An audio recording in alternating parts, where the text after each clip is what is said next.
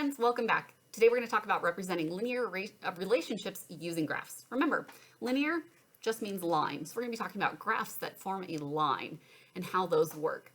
Okay, so whenever we're talking about lines, in the previous video we talked about y equals mx plus b. Remember, that's your equation of a line. We call that the slope-intercept form.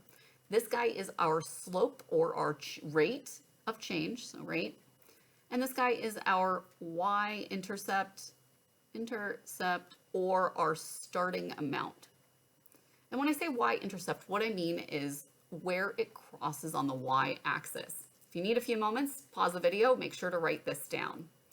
Okay, so when we take a look at this guy, we first need to figure out what our rate is. And remember, our rate is taking our y and dividing it by our x, our dependent variable dividing it by our independent variable. Let's take a look here.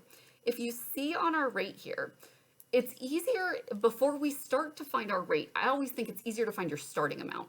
And your starting amount, like I said, is your y-intercept. That's where it crosses on the y-axis. Remember, this is your x, this is your y. So we take a look here and we see, oh, this crosses at 25. And so that means y equals something x plus 25. Something x plus 25. Okay, in one day we go from 25 up to 75. That's going to be $50. The way that I figured that out is if I take, let's start here, 0, 25. That's my first amount, my y-intercept. Your y-intercept is always when your x is 0. Now I have 1, 75. 1, 75. So you guys have talked about slope in the previous videos. And so what you want to do here when you have 2 points is find your slope.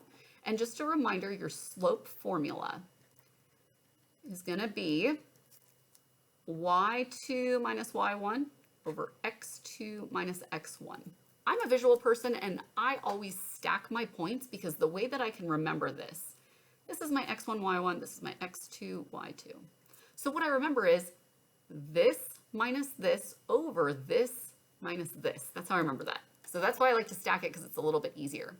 So y2 minus y1, that's going to be 75 minus 25 divided by x2 minus x1. So 1 minus 0 gives me 50 over 1, or just 50. So my rate is 50, but I have to account for that 25 there.